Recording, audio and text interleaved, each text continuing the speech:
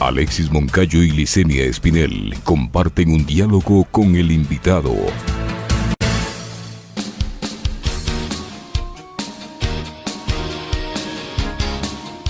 8:45 en Punto Noticias, primera emisión. El presidente ruso Vladimir Putin anunció este 11 de agosto que su país ha registrado la primera vacuna contra el coronavirus del mundo. Y imagínense que nada más y nada menos que 20 países ya han solicitado 1.000 millones de dosis. Para hablar de este tema está ya con nosotros el doctor Daniel Simancas. Doctor Simancas, buenos días, bienvenido a Punto Noticias, primera emisión. Les saluda Licenia Espinel con Alexis Moncayo. ¿Qué le parece este anuncio del gobierno ruso respecto a esta vacuna? Y la expectativa que esto genera a nivel mundial, porque podría dar una luz de esperanza para enfrentar esta pandemia. Buenos días, Licenia, buenos días, Alexis, a todos los radioescuchas, Pichincha Comunicaciones, gracias por la invitación. Mira, si hubiese una escala de positividad, yo soy más positivo sobre la aparición de una vacuna que de un fármaco. Sin embargo, existen unas fases de investigación clínica y reportes a la Organización Mundial de la Salud, a la FDA, y realmente no vemos ningún estudio que se haya registrado donde uno puede como investigador ir viendo y como ciudadano también ir viendo el avance de esta vacuna, así como hemos ido viendo las noticias de las otras vacunas.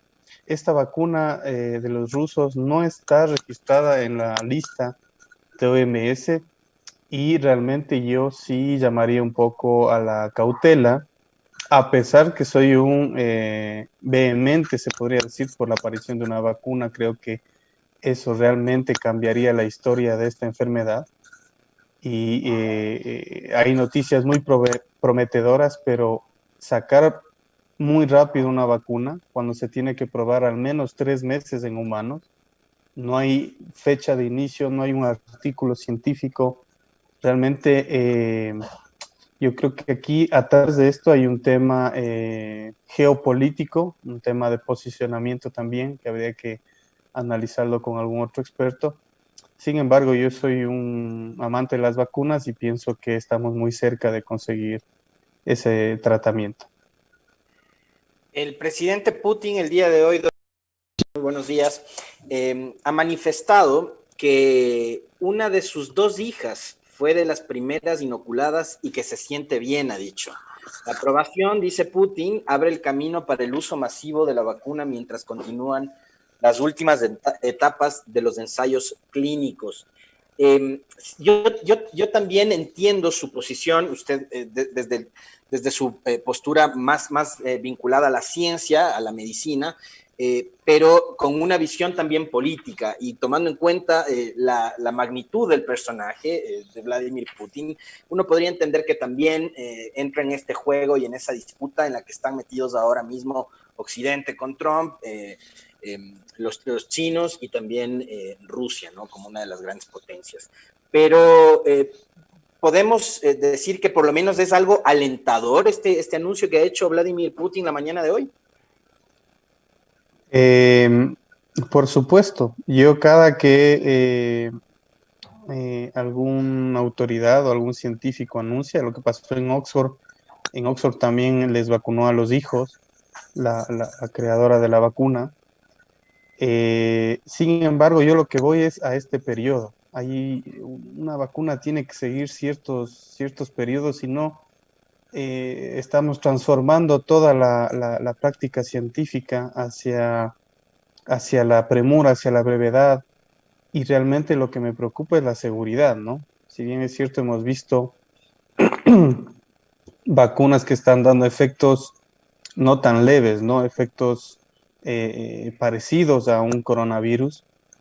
Y hay que entender que esto, por ejemplo, las primeras fases son probadas en voluntarios sanos, en voluntarios fuertes, escogidos específicamente para que no presenten ningún evento adverso. Ahí es donde se mide la seguridad. Pero lo que estamos hablando que luego esta vacuna no será, si no cumple las fases, no puedes tener el espectro de toda la variedad de poblaciones, ancianos, niños, adolescentes, y quizás si no tienes el número suficiente de vacunados en experimentación, o sea, ya han fallado vacunas. Hay que entender que han fallado vacunas. Sin embargo, como tú dices, son noticias buenas. No es tan difícil como se piensa una vacuna.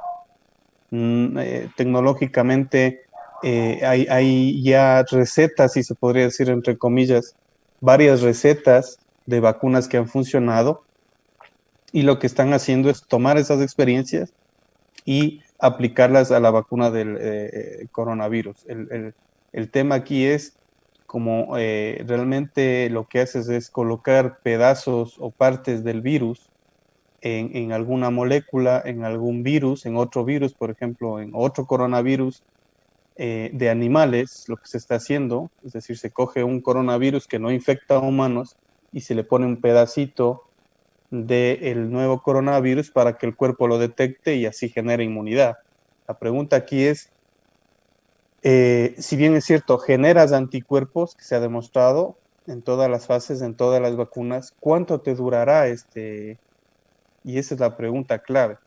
Doctor Habrá Simancas, que solicitar los artículos científicos, las investigaciones, para que los académicos podamos, así como hemos hecho con otras vacunas, mirar qué es lo que está pasando, cuál es la más costo efectiva, cuál es la que menos eventos adversos tiene, y quizá la lucha esta que están haciendo los países por adquirir grandes cantidades de vacunas no sea tan precisa, ¿no?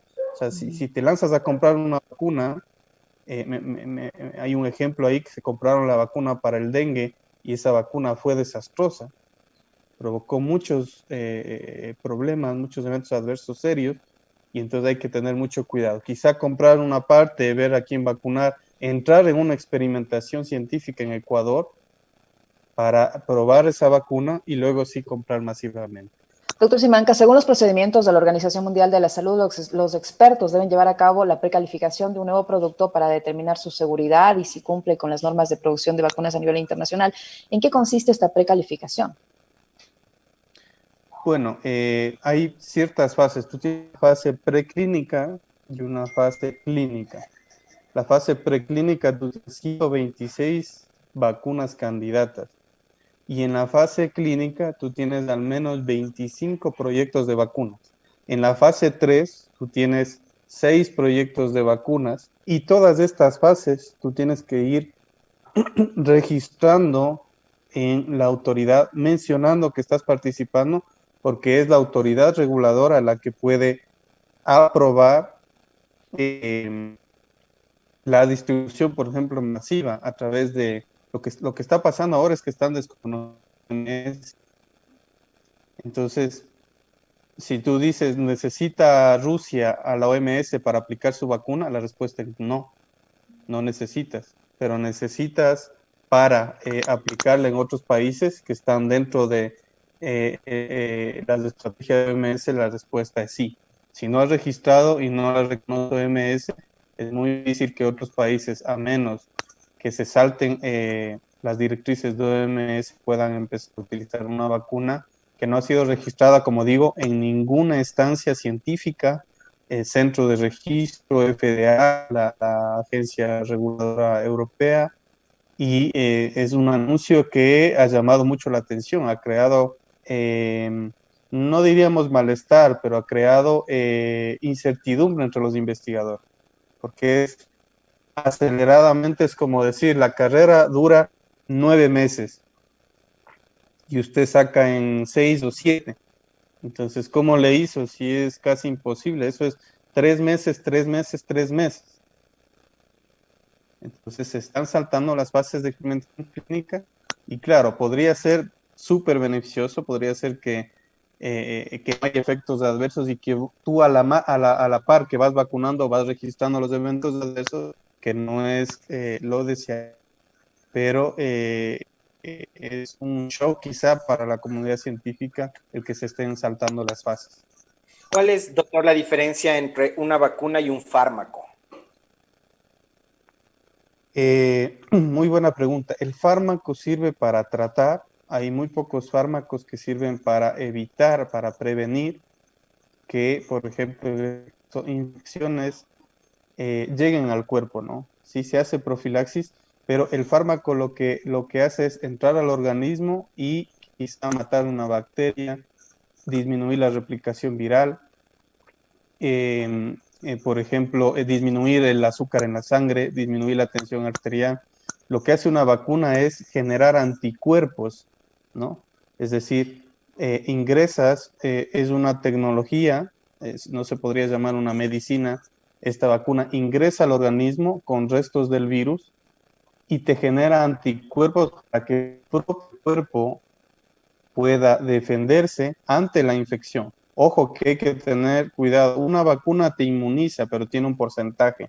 No es que el 100% de personas logran generar anticuerpos, ni tampoco es que la vacuna es 100% infalible, ¿no? Hay personas que generan anticuerpos, así como el coronavirus, y hay otras personas que no generan anticuerpos. Entonces se habla de un 90-95% de efectividad de la vacuna, que es altísimo, pero tú tendrás un 5% de personas que se vacunan y que no desarrollan anticuerpos.